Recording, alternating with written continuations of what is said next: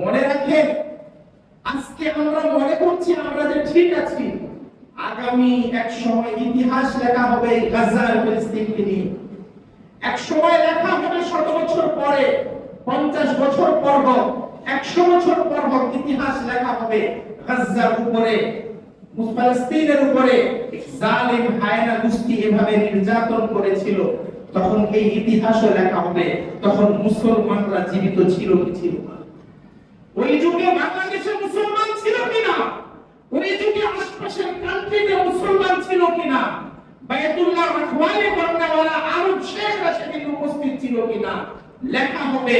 হ্যাঁ, তারা তো ছিল, কিন্তু তাদের কাপুরুষত্ব এমন ছিল, নিজের বাড়িতে মুরগা জবাই করে খাচ্ছিল, আর ইহুদিরা ইসরায়েলিরা মুসলমানের বাচ্চাগুলোকে জবাই করতেছে। ইতিহাস লেখা হবে। এবং 100 বছর পর আমরা যারা মাথা তুলে আজকে কথা বলছি, আমাদের উপরে ওই জাতি থুতু নিক্ষেপ করবে। হায় আফসোস, ওই জাতি কেমন ছিল, এই পরিমাণ মুসলমানকে শাহাদাত বরণ করা হলো, তাদের মনে এতটুকু ব্যথা লাগে নাই, তারা কেমনে নিজ নিজ দেশে বসেছিল।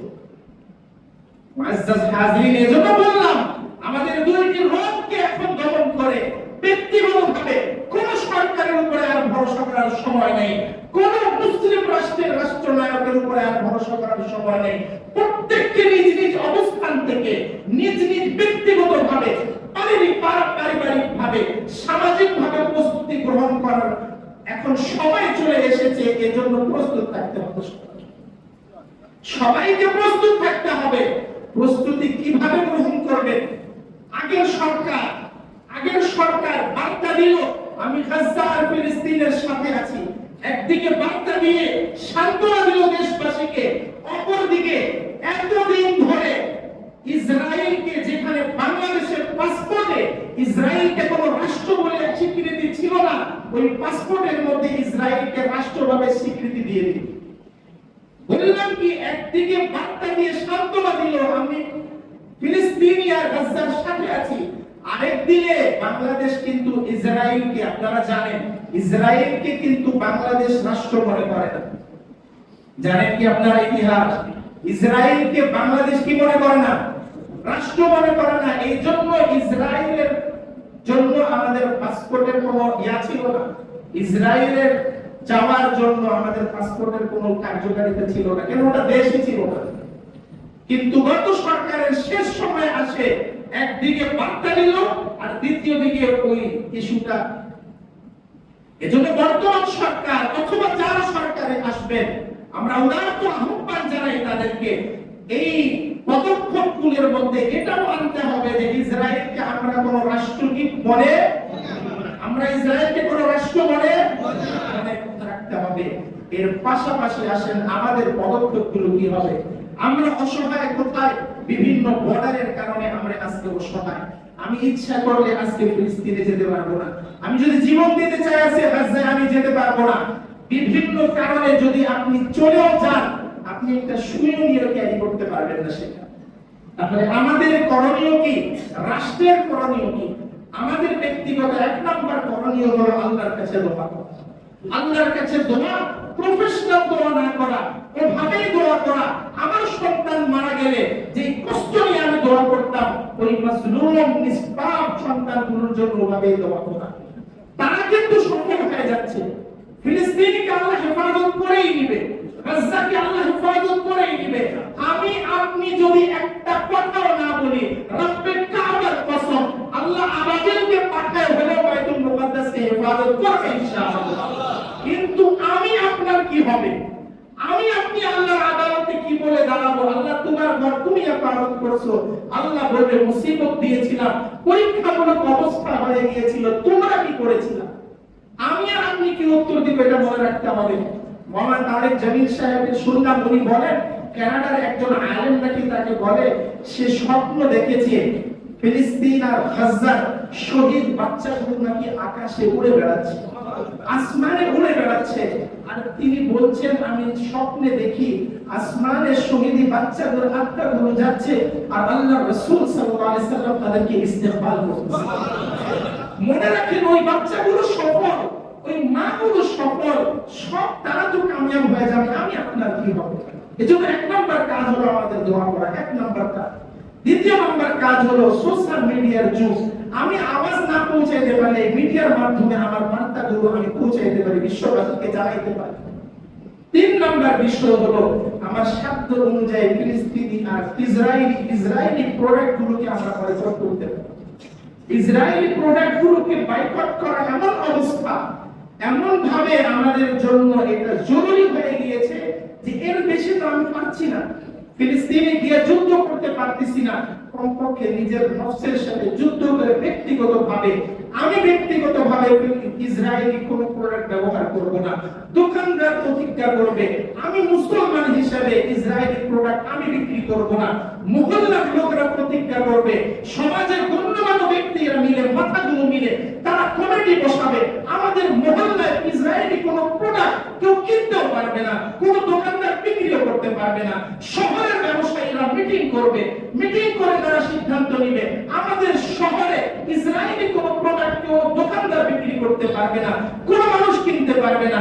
এভাবে করে আপনি ব্যক্তিগতভাবে নিজের ভূমিকা রাখবেন, আপনার পরিবারের ভূমিকা রাখবে, এমন ভাবে আপনার পরিবারে ভুলে, এমন ভাবে আপনার পরিবারকে আপনি ট্রেন করবেন। আপনি যদি ভুলে অথবা কোন মানুষ হাদিয়াও যদি আপনার বাড়িতে কোন ইসরায়েলি প্রোডাক্ট পাঠায় দেয়, আপনার পরিবারের মহিলা, আপনার পরিবারের বাচ্চারা যেন ওই কোকা-কোলা আর পেপসির বোতল ছুঁড়ে বাইরে পালায়। এরকম তৈরি করতে হবে, প্রত্যেককে তৈরি করতে হবে। যদি এভাবে না করি, মেম্বার থেকে বক্তব্যই চলবে, মানুষকে মাঝে মধ্যে মিছিল করবে, আল্লাহর কসম করে বলি কোনো পরিবর্তন আসবে না। এমন ভাবে বয়কট করতে হবে, আমার সাথে প্রতিজ্ঞা করেন, এমন ভাবে বয়কট করব, এমন ভাবে বয়কট করব। ইসরায়েলি একটা পানি আমার কাছে আছে, আমার বাড়িতে একটা ইসরায়েলি পানি এমন রয়েছে যে পানি ছাড়া আমার কাছে গলা ভিজানোর মতন কিছুই নেই, মনে হয় মরে যাব। আল্লাহ শপথ করে প্রতিজ্ঞা করুন, আল্লাহ শপথ করে প্রতিজ্ঞা করুন, আমি শেষ নিঃশ্বাস ত্যাগ করব, কিন্তু আল্লাহর কসম ইসরায়েল ওই পানি দিয়ে আমার গলা ভিজাবো না। কথা বলে প্রতিজ্ঞা করবেন ইনশাআল্লাহ। আল্লাহ আপনাদেরকে কবুল করুন। এবং এটা প্রতিনিয়ত হতে হবে। জুমার বয়ান শুনলেন, চলে গেলেন, আপনিও ভুলে যাবেন, আমিও বক্তব্য ভুলে যাব না। এটা আমাদের গলায় করতে হবে। আপনার বাড়িতে কম্পিউটার থেকে প্রিন্ট করে আপনি 10 ফিটে একটা ব্যানার টাঙ্গান যেখানে ইসরায়েলি প্রোডাক্ট থাকবে, মসজিদের বাইরে ইসরায়েলি প্রোডাক্টের ব্যানার টাঙ্গান, প্রত্যেকটা দোকানদারের সামনে ইসরায়েলি প্রোডাক্টের ব্যানার টাঙ্গান।